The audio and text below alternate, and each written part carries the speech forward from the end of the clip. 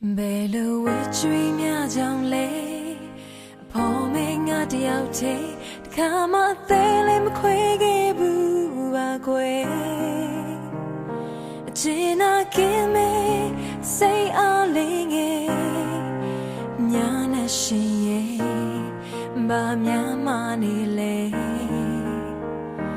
နာချင်ကြည်မွားခဲ့ခြင်းများငိုကြွေးဖို့နေရရင်ဝင်လေးတစ်ခု